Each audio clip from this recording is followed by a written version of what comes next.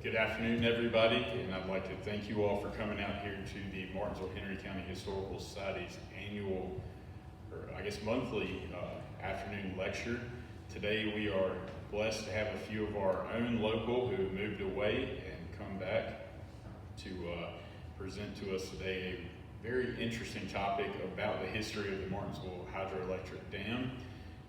I'm going to introduce our speaker and his accomplice, Jake Keller and Thomas Slaydon. My name is Greg Anthony. I'm the president of the Martinsville Henry County Historical Society. And first, I'd like to introduce the man at the computer. Jake Keller is now retired as the technical director of civil engineering in the Western Hemisphere at Parsons Brinkerhoff, now WSP, a 50,000 person international engineering and planning firm. While there, he specialized in hydrology and hydraulics and developed strategies for mitigating climate change's impacts on civil works. His last project was developing the alignment of the Hampton Roads Bridge Tunnel expansion.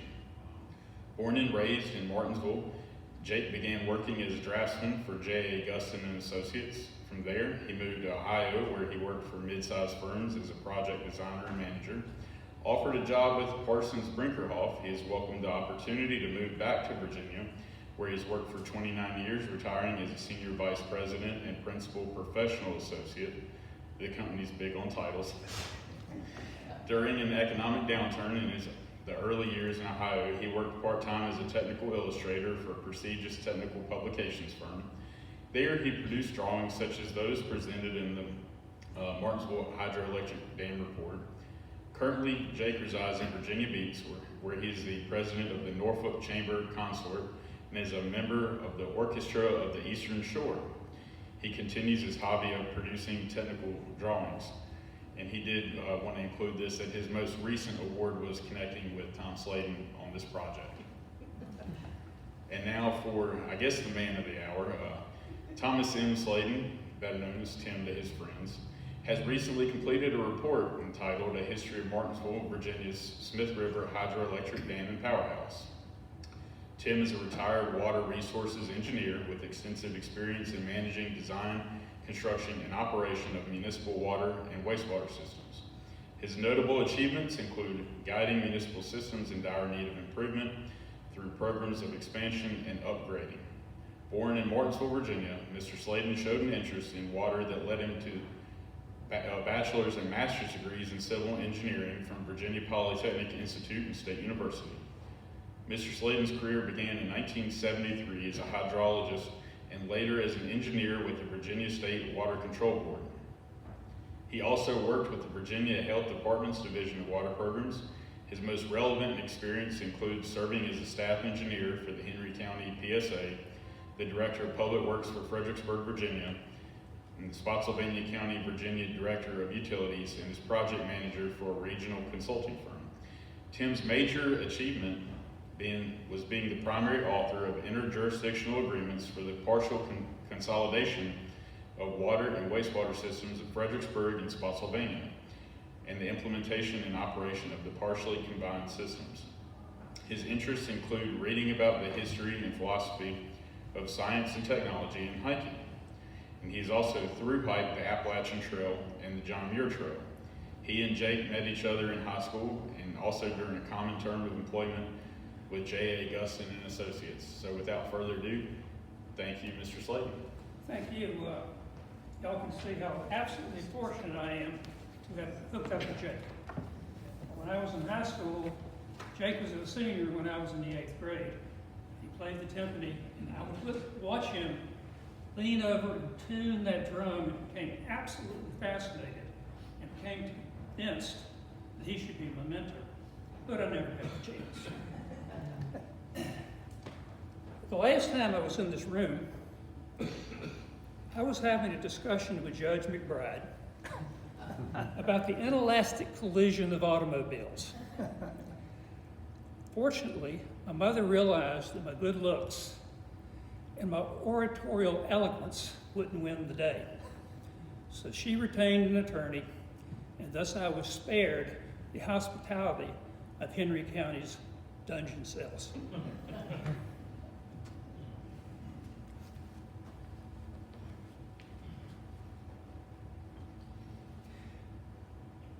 just for my information, who in here are engineers?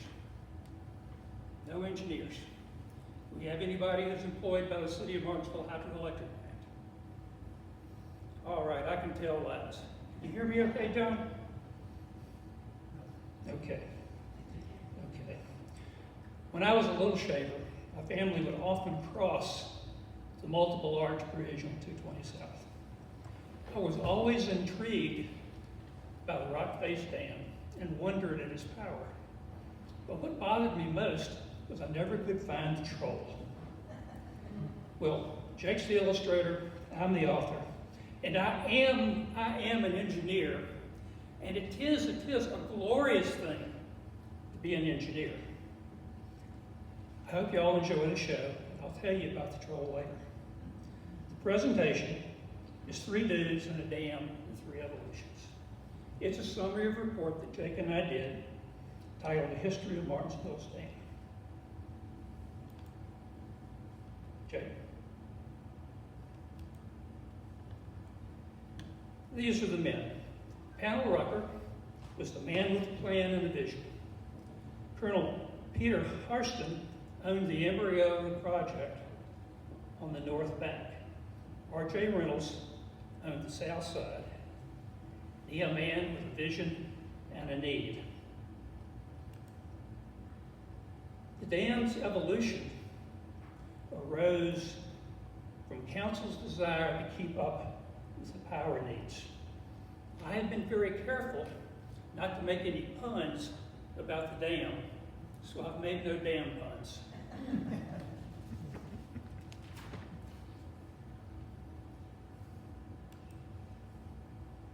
So what's in store for this afternoon? First, I'm going to talk about the lay of the land, what was there, talk about who the players were, and talk about why they did it, what they did, when they did it, what they built, and then we're going to look into the tea leaves. We'll have a wrap-up and grand finale, and we'll end with questions and answers and the curtain calls. Around 1900, Peter Harston had a wooden crib there. It's made of wood beams, and it's covered on top with wood planks. And sometimes they put in some rock fill.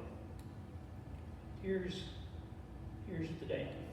It ran from the south bank to an island in the middle of the river, thence from the island to the north bank. There were mill races and head gates on each side of the river. The race on the south side ran to what was become one of R.J.'s mills, whereas the race on the north side ran to Harston's 2 mills. I suspect that this rock wall you see here was part of a retaining wall to hold up the Harston race. Irwin was also the name of Harston's house, overlooking the bend in the river. You may remember the Smith River. There's a great big bend there. Its name arose from Irvin's surveyor on William Byrd's expedition that discovered the river and so named it. No remnants of the mill races have been found. The wooden covered steel truss bridge was there. The wooden covered truss bridge kept passengers in the darkness, and the troll likes those because with the passengers in the darkness, they're more likely to pay the tolls. This is an aerial photograph from the RP Gravity collection, and it kind of gives us a better idea of where things were. Irvin's Dam on the island, the mill races on each side. The Reynolds race is probably underwater now. The Harston race was probably covered by the dirt to enhance the development of land between 220 and the river. This is where the old covered bridge was. Today, on the north side, under the 220 bridge, you can still see the north abutment. If you look real hard, don't do it when you're driving. And you can see two of the piers in the river. There is no evidence of the Reynolds Mill on the south side, no evidence today of the mills on the south side. However, mill site number 2 is where the 1906 and 1910 town powerhouse was. And it's where David Perlman located his office and maintenance facility for the People's Safe Station. Sorry. These are the main characters, the guys that made it happen. Hal Rucker was a tobacco man. He was the president of the Whitten and Rucker Tobacco Company. He married into the Liggett and Myers family. Think L&M cigarettes. He was distantly related to Joseph Martin by marriage. He lived at what is now the Episcopal Church of Estuary, called Scuffle Hill. He was a 2-term councilman, and he was the 1905 chairman of the Henry County Board of Supervisors. For our purposes, his most important lot in life was he was the president of the Smith River Electric Light and Power Company. Not yet, Jay, not yet. Need to go back, boss. All right. Colonel Peter Harston of the Harstons, the family that owned plantations at Beaver Creek, Magna Vista, Chatmoss, Maribone, etc. He was the colonel in the Confederate Army. He was a West Point graduate, and he served on the VMI Board of Visitors. R.J. Reynolds became the richest man in North Carolina. I think he was from Patrick County, the Kreitz area. It was his company that put Prince Albert in a can. Now, I want to tell you a very important story. At Irwin, our 3 musketeers were enjoying some liquid spirits made from the corn earnings of one of Pete's mills. You might remember that rather than you get paid by cash, when you had your corn ground, you would give some of the ground corn to the miller for payment. According to the troll, the conversation went like this. R.J. said, "Our industries need electricity. Danville's got it." Rucker said, "For sure. I already have electricity at my Franklin Street factories." He was using on-site steam generators. Martinsville is right for it. I have the technical knowledge to make it happen, and I have the political savvy to lead the council to a decision. Pete said, "Hey, I've got a great site with a dam, mill races, and a mill." And thus, a plan is born. What prevented the council then from power?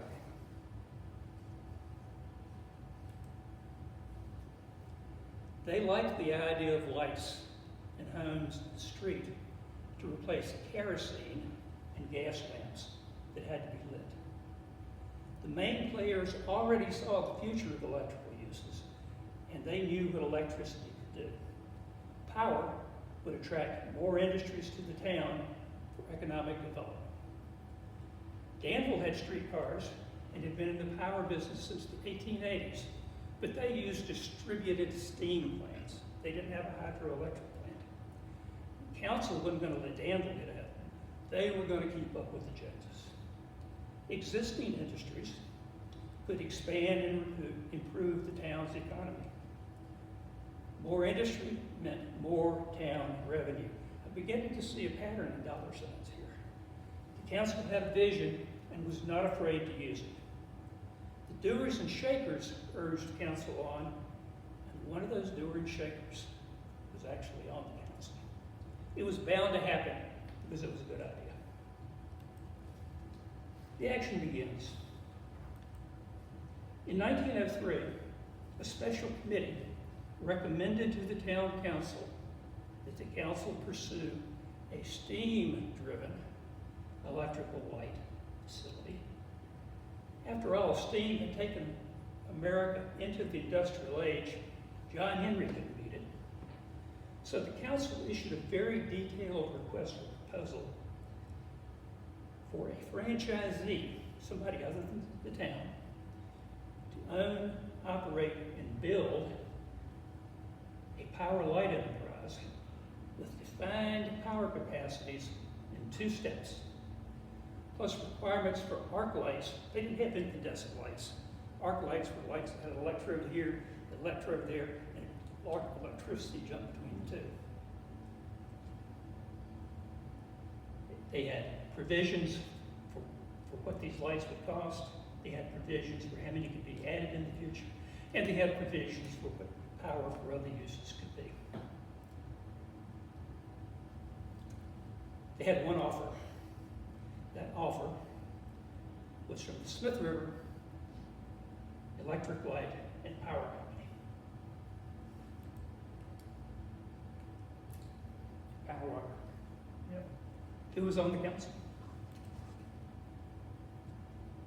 Council first accepted, then they rejected the offer and decided to do it themselves. In 1904, a citizens committee came to council, and they demanded that the council do it themselves. They demanded that the council retain an engineer and that a joint citizens and council committee be formed. Were they trying to control Rucker? Were they following his lead? At any rate, the council and the citizens were singing the same sheet of music. The council got an engineer to eyeball Pete's water rights and his dam. The town acquired Pete's water rights and his dam. Then R.J. Reynolds approached the town and said he'd sell his. So they bought it. In 1905, town council ordered the construction of a 15-foot high dam that could be increased by 7 feet without having to widen its foundation. In 2006, the Powerhouse and dam were complete, wires were run to the town, and the town was in the power business, and they still are.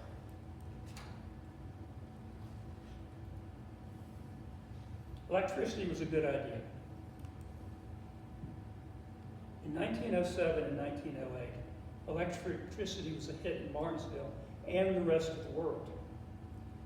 Council wanted to raise the dam and the bridge, so they asked for an okay to raise the bridge from the Henry County Board of Supervisors, who did not agree. The Martinsville cotton mill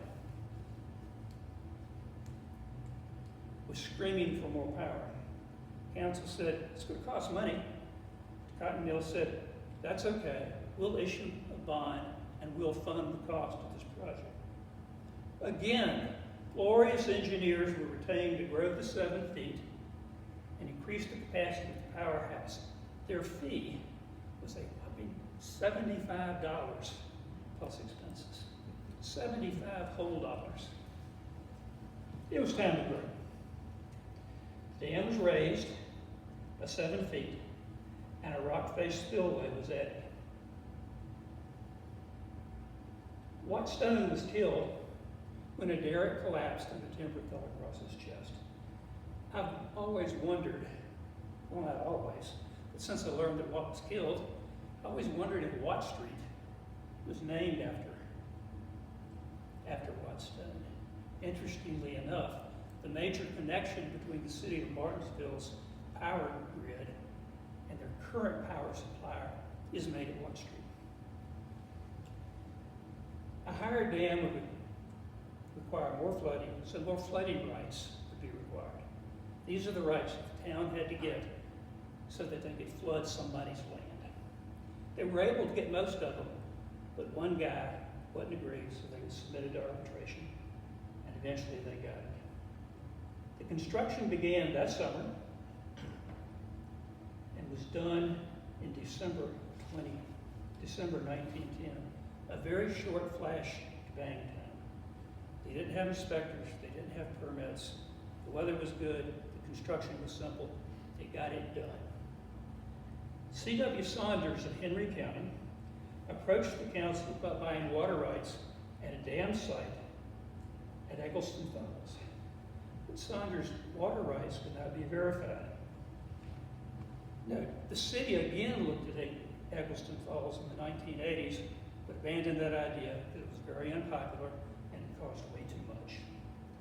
Meanwhile, back at the Powerhouse, the existing 150 kW generators were replaced with two 250s and a 300 kW unit was added. For a few years, the town's power capacity was okay. In 1922, a sleet storm hit the town and caused extensive damage to the electric wires. John Hicks Ferris Jr., the town's engineer, rather than sending one of his crew up an icy pole, climbed it himself, touched an electrified wire, and fell. Jesse R. Chapel, I'm reading from a history of Henry County now, though small in stature, was brave in spirit, threw his body under his falling chief, and thus broke the fall and saved his life. In 1925, council talked about buying 500 kilowatts from the Southern Power Corporation's Marrowbone Creek site. There's nothing in the record to indicate, but I'm wondering if that's the Fisher Dam site. This is a very significant item.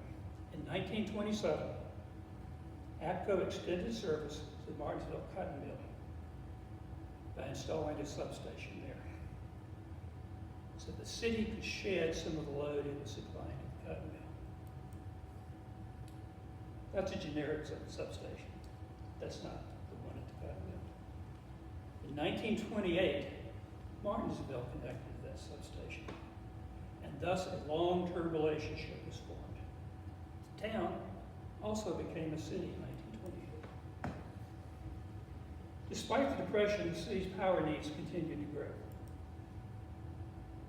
In 1930, Pamela Rucker passed away in May. The city needed more power, but fortunately with the connection with APCO could supply it up. But for some reason, the town still wanted a larger hydro plant. Guess who came to the aid again? Glorious engineers. Oh, we're glorious. The city had a 1,000-customer telephone enterprise. It was in very, very poor condition. It sold it to Birchie Lee Fisher, and it became part of the telephone company. The sale proceeds went towards the 1931 improvements. Bids were taken in August, and the work was completed 5 months later due to great weather and low river flows. This time, weather was on their side, no permits, no regulations.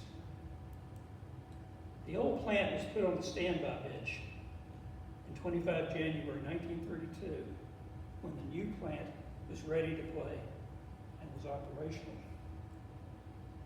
The old plant went to the plate again in March and April for several days when there were high river flows. I never could find out why. The new dam couldn't take care of business.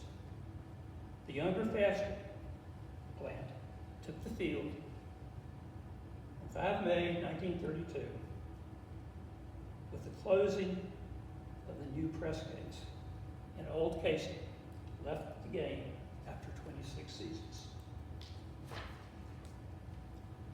With the new dam in APCO, things were stable.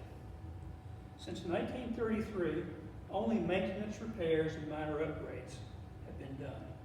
They included the installation of a SCADA system for labor reduction and automation. The rock face spillway was covered. A flood occurred. This overflow spillway on the north and part of the old upper forebay were destroyed, so the spillway had to be modified. This plant is still operational, but 99% of the city's electricity is purchased through a subscription with American Municipal Power. This facility is the oldest hydroelectric dam and powerhouse that was built by, continuously operated, and owned by a municipal facility in Virginia. Other municipal facilities have older dams, but they were built by commercial companies. This is the one where the town did it all, and has continued to do it all since 1906. We've discussed history. Now we're going to get to the fun part. We're going to describe the components, the anatomy, how it evolved over the years. The bones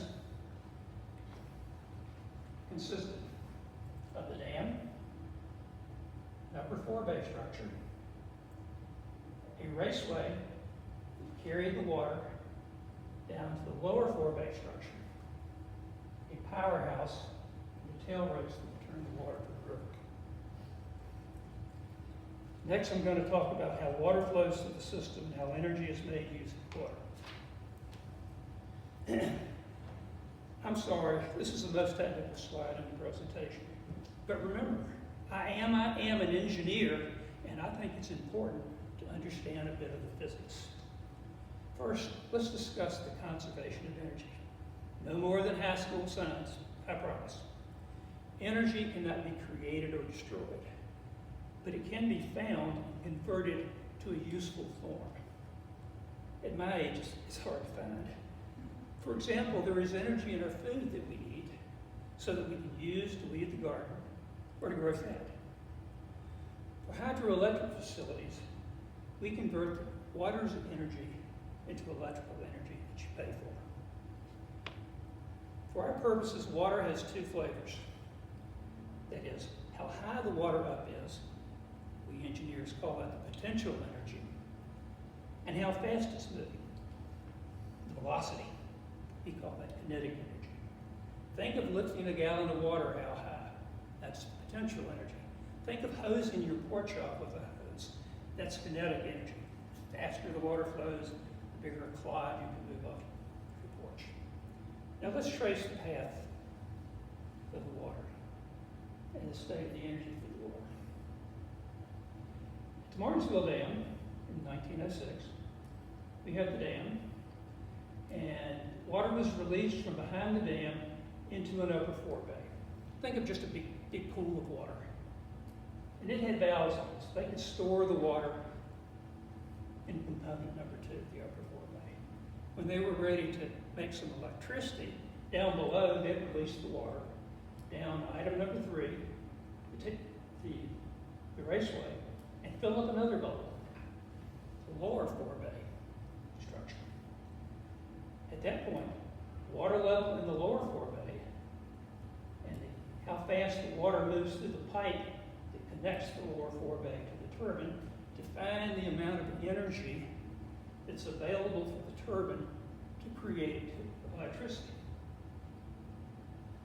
The turbine spins a shaft, the shaft spins a belt, the belt spins the generator makes the electricity which is sent off to you and me.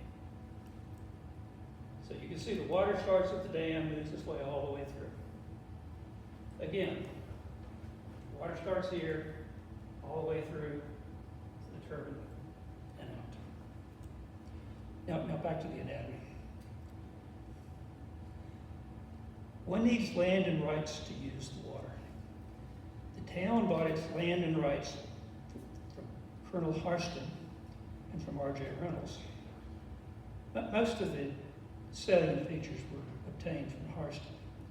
His deeds describe the land and the rights he bought. Harston sold road right-of-ways to the town in Henry County, the rights to quarry and transport stone from Harston's land, provided that the stone was used for the improvements on the land he sold, and for the erection of a Smith River Dam not exceeding 34 feet in height. However, nowhere is it said where the 34 feet started, where the bottom was. Harston conveyed all of the dam, all of the island, plus half the river. A plat was found on the back of a page in the deed. We were lucky to find it. There was nothing in an index. We just happened to turn the page, And there it was. That was so instrumental in this research. It was phenomenal. It was done by J.R. Gregory, the town engineer. Again, he showed the island, the dam, the mills, the mill race. And what's interesting is I believe he showed the dam in the wrong location on the island. Because the earlier photographs show it spanning bank to island to bank. Nonetheless, the city was able to get the land. What was interesting, both Harston and Reynolds had both mills that got water from the same dam. But I found nothing that described how they would share the water rights or share the cost to maintain the raceways or the maintenance of the dam. Found nothing. But fortunately, there was plenty of water for 3 mills.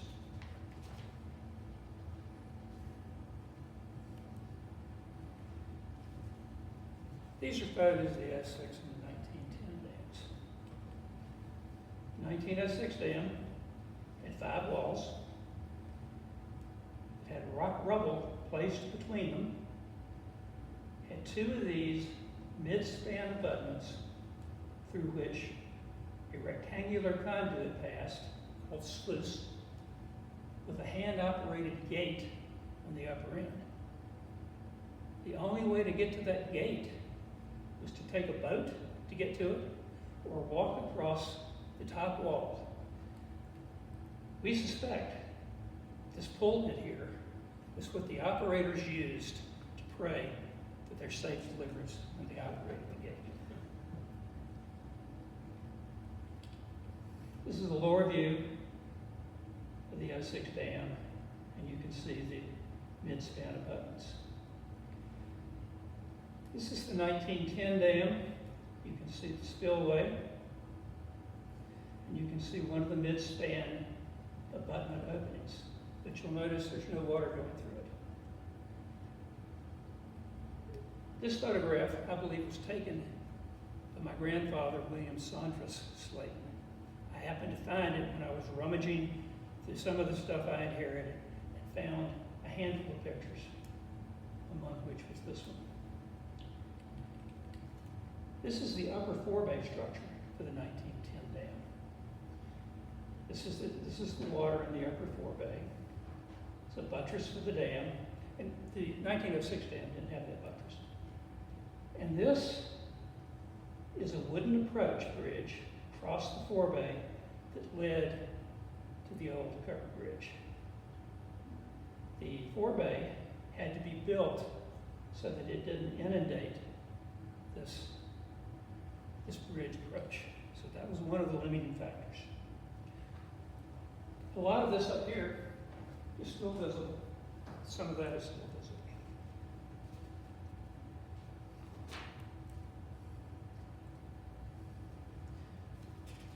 I think we're going, no, I'm out of control.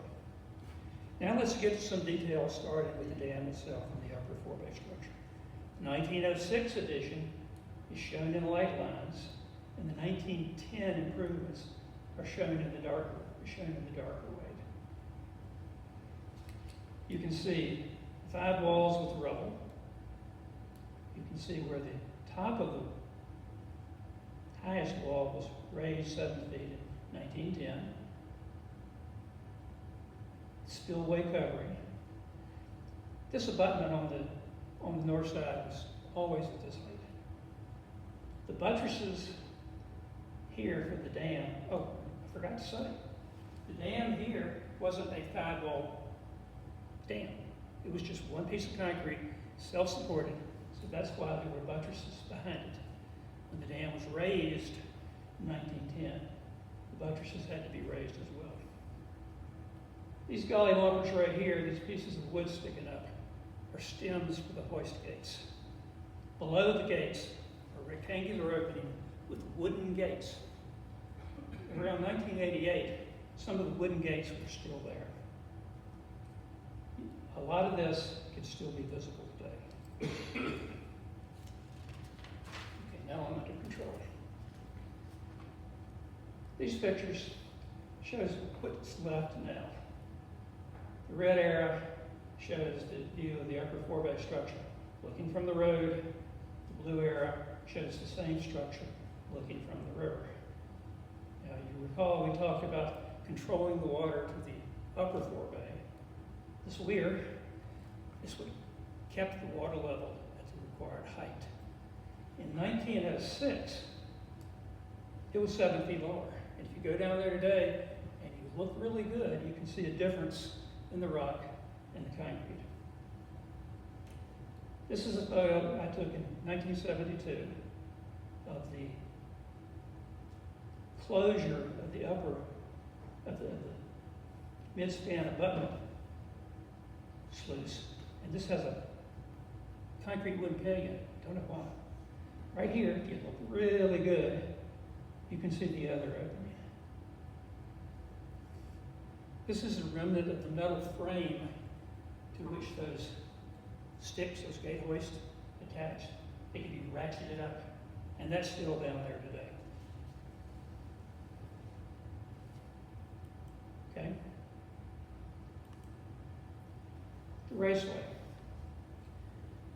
Moving downstream of the raceway, few details were found except for some information from the Virginia Department of Highways plans.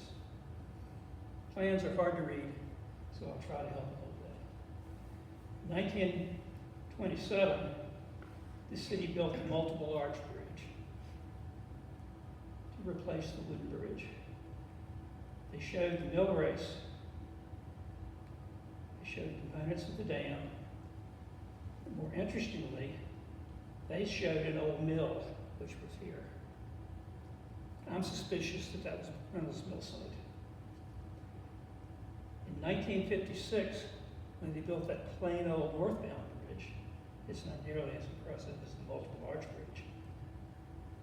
They defined that there was an old mill race, and they said, the engineer on the site wanted to fill up the mill race he could, provided he didn't disrupt any drainage. Now, if you went on downstream of the old mill race, probably about 1970, there was this. I don't know how well you can see that, but it's a big ditch. And this is looking towards the Powerhouse. And this is an Alice's restaurant situation. It was easier to throw your car down than to bring theirs up. None of this is evident today. It was all filled in by property owners.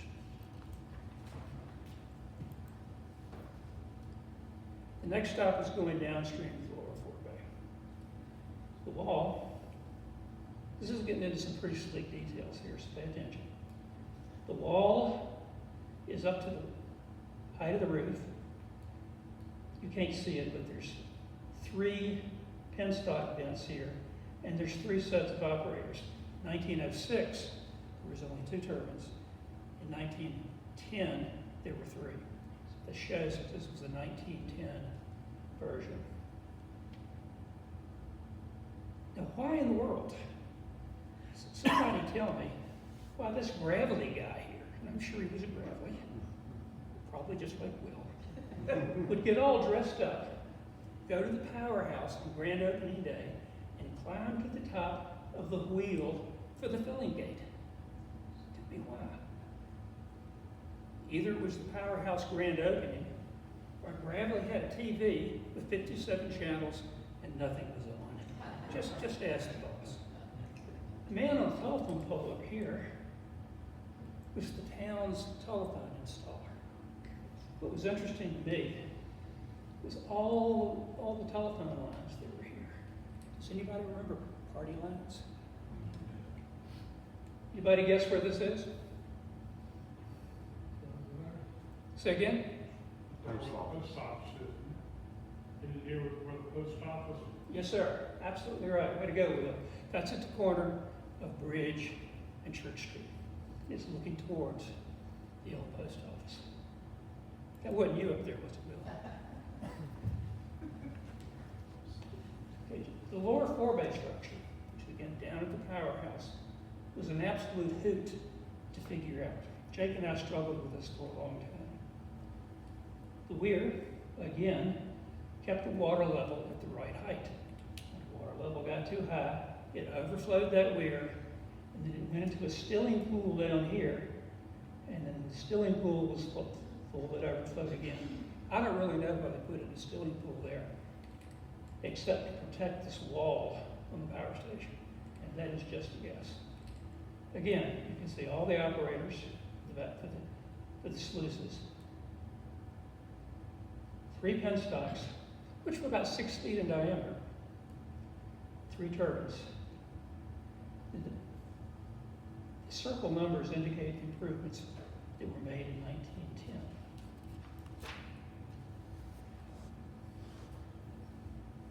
Can y'all see the latest?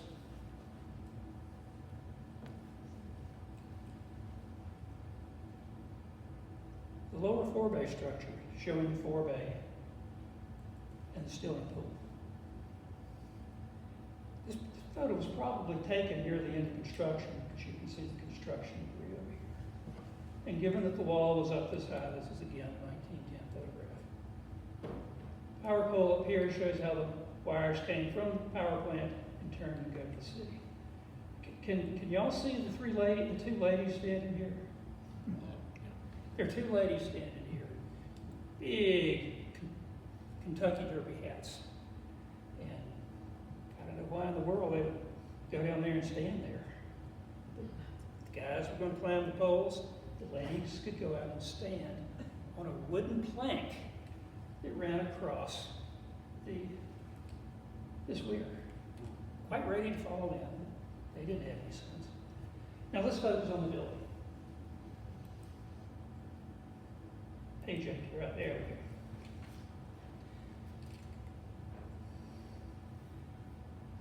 In the 1906 version, you can see how the wall was lower. It's not at the roof, it's down here. And this door is in the middle. And that's a fellow named Harold Gravely. And I think the 2 gentlemen here were the plant operators who were showing him around. In 1910, this is hard to see, but this door was moved to this end of the building. I suspect that was because when they raised this wall, they had to put in a lot of earth fill to do it, so the earth fill required the door to be moved. Also in this picture, and these were here in the 1906 version, you can see these arches. There's one here and one over here. They were for a tail race where water ran out of the turbines and went back to the river. If you go down there today, you can still see vestiges of those arches. When I went down there in June, I talked to the owner of the motorcycle repair and supply shop today, and asked him if he had ever been in, looked up in the arches. And he said no, because a family of foxes was reported to live in there. How in the world did we figure out what was down there? Obviously, we had the photos to start. Then we moved to the engineering drawings. The city had very few engineering drawings. They had been stored in a metal file cabinet at the city shop. They were mice chewed and water damaged. We only found 4 or 5 sheets. These are 2 salient sheets. Again, here's the turbine. Here's the 6-foot diameter pipe going from the upper forebay into the turbine. Here's that big wooden gate I was telling you about. And up here is the wheel that Gravely was standing on. Next sheet.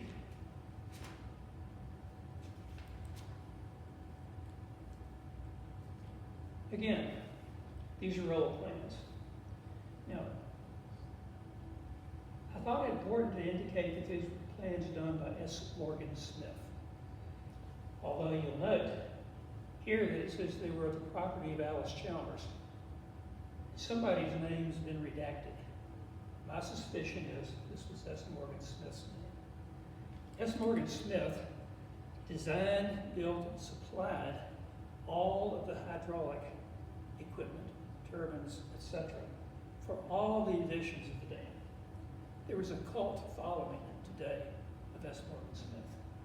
S. Morgan Smith was acquired by Alice Chalmers. Alice Chalmers was acquired by Voigt, a German outfit.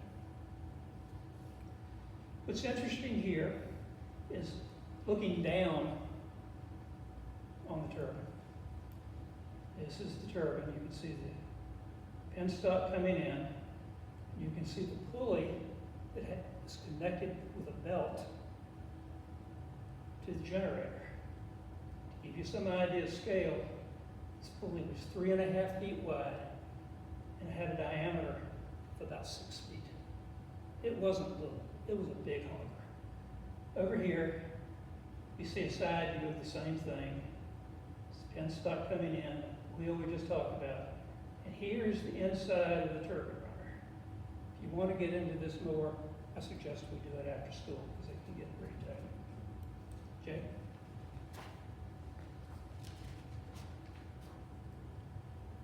This is one of Jake's wonderful illustrations. Just the fact that he was able to put this together from the plans and photographs and make it look this good and this understandable is absolutely amazing to me. Again, you can see everything that was there. Penstock, the turbine, draft tube, the generator, the exciter, and the governor. The governor is quite a device. When you make electricity from a generator, it has to match characteristics of the existing electricity in the grid. So the generator and turbine, which turn as a team, have to turn at a specific speed, and that speed has to be set, just like a speed control in an automobile. That speed is set at the governor. So what happens is, as the speed increases, little whirligigs, I don't know if you see them, I'll show them again later, go up and they cause switches to change, and the switches do magic inside the guts of that thing. And that causes a belt that's going down all the way to the turbine to close gates and slow it down or speed it up. And thus everything gets regulated automatically. Now the two operators are over there discussing ladies' hats. One interesting thing about these photographs is there's no worker protection. Look at the belt, it's exposed.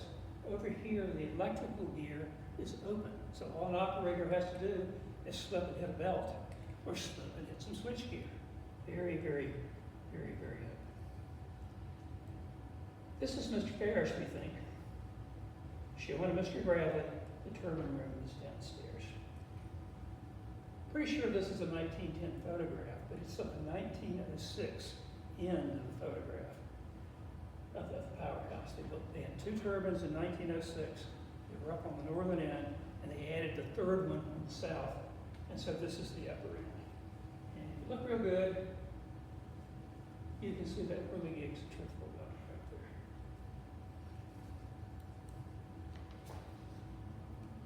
Here's John Hicks Ferris posing for Jake's illustration.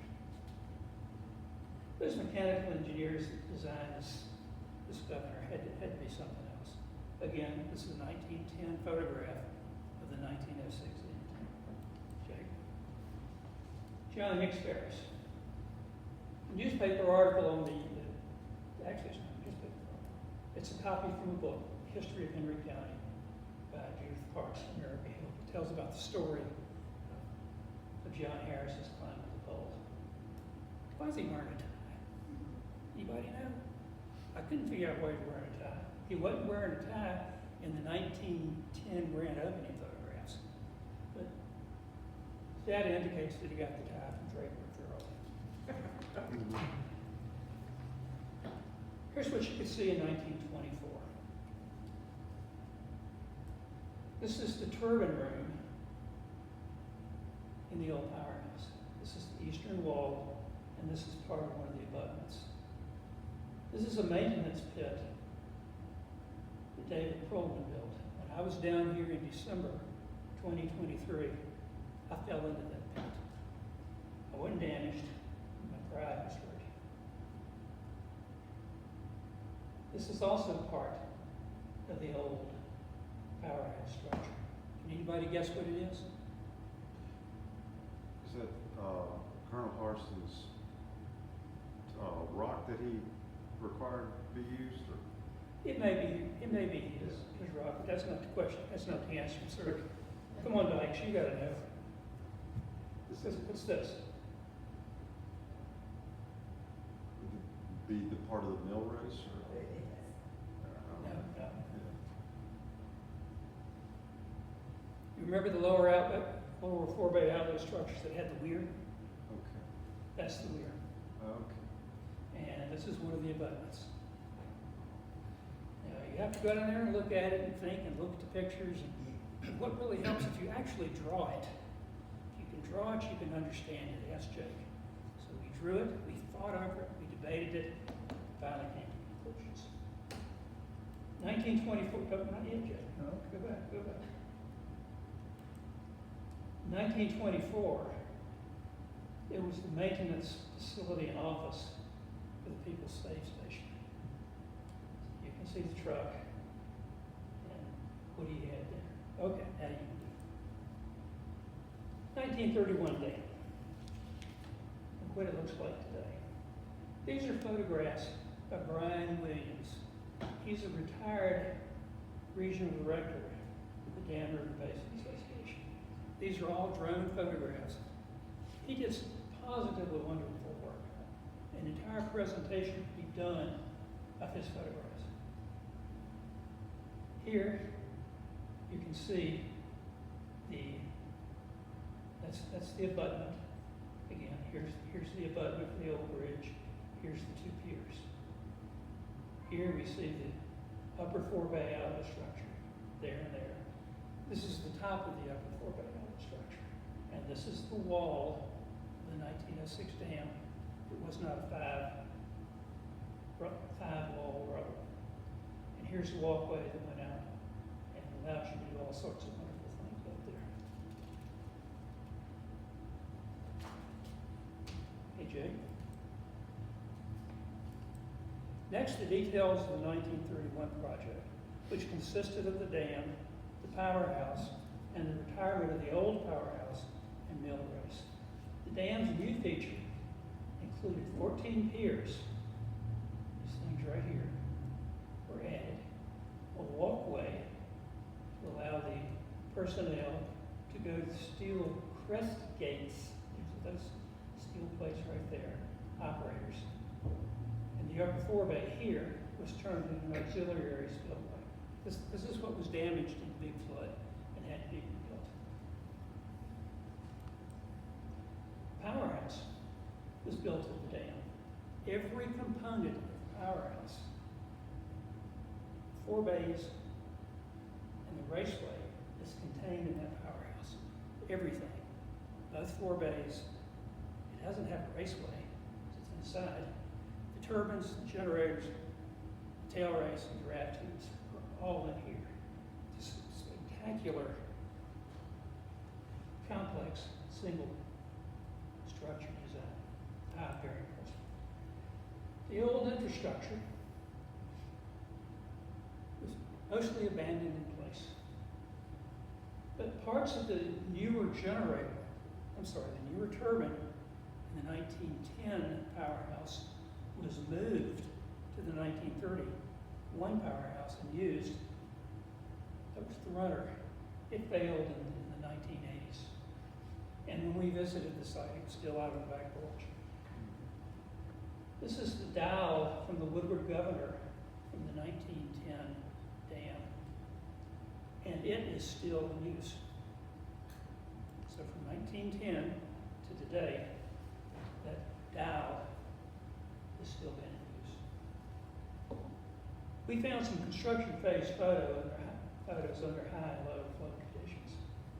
This is the high flow condition. Again, remember the 1931 dam is under construction. Look at all the debris behind the dam. All this reinforcing steel is for those 14 piers.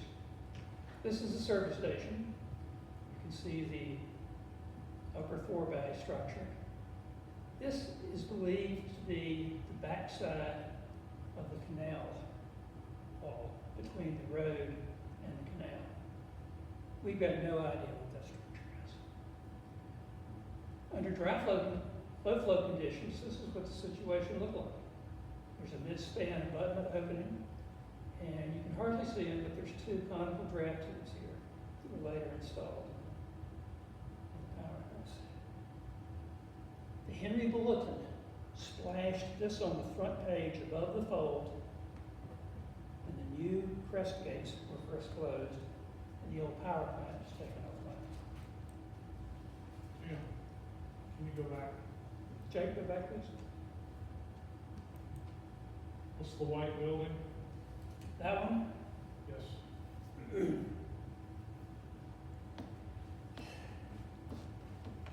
I've asked Desmond that question. And the only thing we could agree upon, and we say this without any knowledge at all, is that it was a house of ill repute. What? A house of ill repute. There's a restaurant too. Let me write that down. How do you know? I've got a picture, front picture of the road. You got my email? Yeah, I got you. All right. It used to be a restaurant. You man, okay, so it probably wasn't a house of ill repute. Storage is dead. I like your version. Yeah, probably did. Everybody's good at it. Next one, please, Jay. Next slide. Okay. I enclosed this one simply because I thought it was a neat slide to talk about. These are the crest gates, right there. They're 6 feet tall. They were installed in 1931. You can raise and lower them. There's a cable on each end. These gollywompers right here, electric motors, turn and then raise and lower the crest gates. It's kind of neat. Now, you can set them in all sorts of positions. You can set them fully closed, like this one is, where no water's going through it. You can set it almost closed, but I think this one's probably clogged with debris, so you can't close it entirely. These ones are fully open. The gates are already at the top. You can see the crest of the water under the gate. This one's partially open. These are almost closed. That one's probably fully closed. Now, the reason that you change these things, how you determine the amount of opening and which gates you open, are determined by how high the river is, when the powerhouse needs to make electricity, controlling sediment, water temperature regulation for fish, both upstream and downstream of the dam, and debris clogging. Okay. Since 1931, the facilities have continued to evolve. We discussed earlier operational changes, including the repairs and alterations due to large events and equipment failures, making improvements and modernizing the equipment. Strategic changes that were made up at City Hall included becoming a subscriber to a regional power supplier that allowed the city to seek even lower costs. That reduced the local hydro generation and adding the landfill gas to city generation, such that while the local generation in the 1930s was about 54.4%, while the rest was purchased from ADCO, today the city generates less than 1% of its power demand. So why in the world stay in business for 1%? What sense does it make to do that? So the city's got choices, whether to generate or not, whether to keep the dam or not. The generation issues are going to relate to cost and river flows, equipment repairs, replacement cost, purchase power cost, and the reliability of enough high river flows that are suitable for generation. Remember, Philippi's upstream, and so much of the flow of the river is determined what they do. And if they keep the water levels coming downstream low, because they want to store water at Philippi, there's not sufficient water for the city to generate. If the flow is too high, then the generators and turbines will operate out of their comfortable range. So there's a very limited safe range for the city. The reasons for demolishing the dam include the structure, condition of the dam, gates and powerhouse, environmental and regulatory requirements for water temperatures or flow. There are no such requirements today. Added dam safety requirements and the public's or VDOT's fear of the dam's failure. Imagine what VDOT worries about if the dam fails. Everything wears out. Public infrastructure's suffering everywhere. Roads, bridges, culverts, water pipes, sewers are all deteriorating. Funding is scarce. This hydro plant will eventually reach the end of its useful life, when it's made obsolete by new technology or when costs exceed benefits. The question is, what's going to bring it down first? Nature, government, technology, economy, or malevolence? To wrap it up, Panel Rucker, Colonel Peter Harston, R.J. Reynolds, these are the men that made it happen. 1906 dam, 15-foot high, 5-wall rubber field.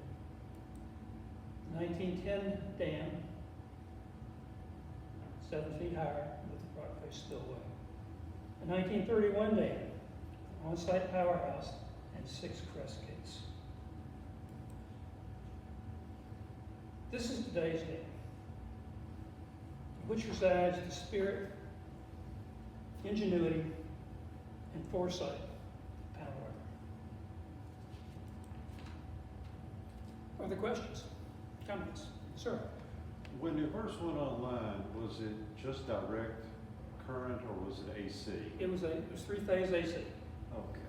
And just remember we talked about synchronizing the generators? Yeah. You had to get that 3 phases in line with the 3 phases of the existing power. Gotcha. Okay. And one other thing, the fellow on top of the telephone pole, if I'm remembering right, I think his name was Samuel Fontaine. I think you're right. He was electrocuted in 1919 at the city pump station. He was going to pump water up into a water tank and somehow got electrocuted. But I don't know if the pump station is different from the dam or what.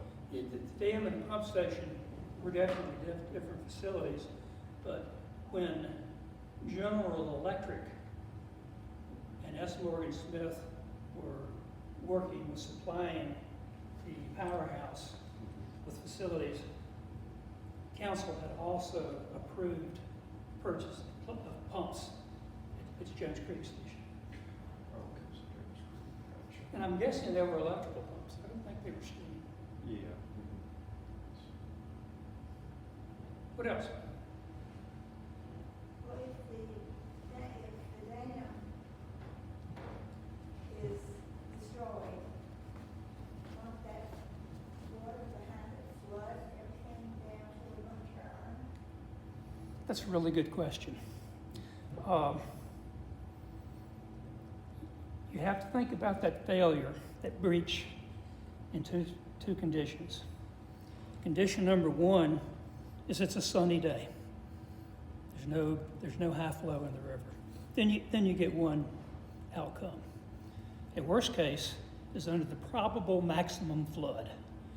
You get some sharp hydrologist to figure out what the biggest flood could be on the Smith River, and then on top of that, you breach the Martinsville Dam. Now, while I haven't read it, my suspicion is under maximum probable conditions, you wouldn't even see the Martinsville Dam, because there's just not a lot of water behind it. But what the problem would be is not the water, but the sediment. There's been 117 years of mud stored behind that dam. And what happens if you release 117 years of mud? What's going to happen to that? Under probable maximum flood, hey, with a little luck, it'll get washed all the way down to Albemarle Sound. But if it's not a probable maximum flood event, then you're going to have some problems and have a lot of environmental issues. And that may be one reason the city is less likely to want to demolish the dam because they don't want to have to spend the money to figure out what to do with and to implement a solution to handle the sediment. Might describe probable maximum flood, Probable maximum flood. the chance of that happening. In lazy hydrological circles, which are the circles that I tend to travel in, people kind of talk about that as the 500-year or 1,000-year flood. 500-year flood would be one that has a 1 in 500 chance of occurring in any given year. And you'd have to have all the right conditions. You'd have to have wet antecedent moisture conditions, i.e. it's been raining a long time and the ground's wet. It has to be the right time of the year. And then you'd have to have one whopping rainfall. Put all the worst cases together, then you could have a probable maximum flood. These are good questions. Any more? Ed, you got a question? How many fish were caught at the bottom of that dam? How many fish have been caught? Yeah. Wait a minute. Of any particular size? Some of the correspondence I've got has suggested there was great fishing below the dam. And nobody's indicated they caught the world's record largemouth bass. But they might have. And one of the things that the city has to keep an eye on, and I think it's probably voluntary, is the water temperature. If they hold the water behind the dam too long, it's exposed to sunshine a long time and it gets warmer. So when they release it, it causes the downstream water to get warmer. So they got to play that game right smartly to regulate the temperature. But right now, it's not a requirement that takes place on it. Yes, sir. So that area behind the dam is not in dredge, so it's built? Nope. Why? Coin of the realm. Coin of the realm. Ain't got no money. They fight it. No.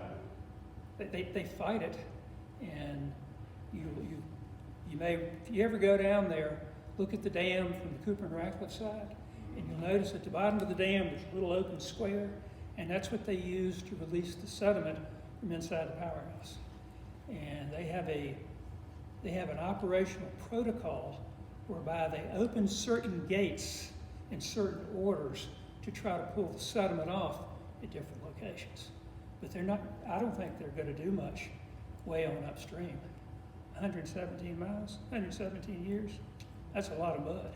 So the depth of the water is really not that. I don't think so. So, I don't think so.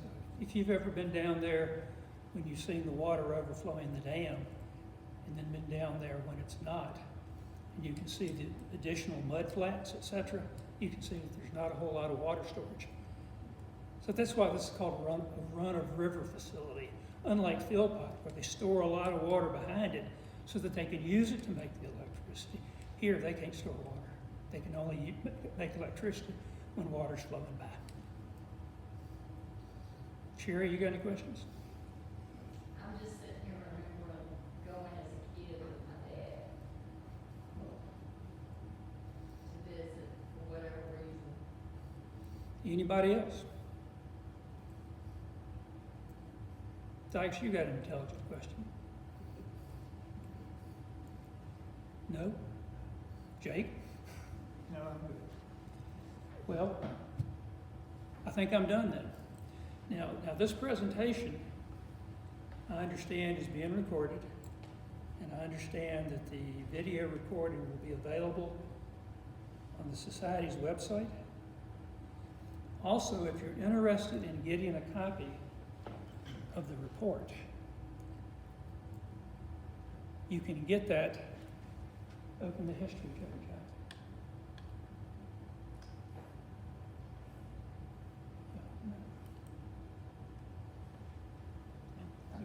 It's not going to open. Not going to take it. The URL at the bottom is how you can get to it at the Library of Virginia. Now, if you're really, really interested, drop the society an email and they'll provide you with that link. The report's probably 160 pages long. Most of it's appendices and pictures. And it's a little more technical than the presentation. Last chance. Going once, going twice. In the name of Elizabeth, Virgin Queen, I declare this presentation open. Thank you.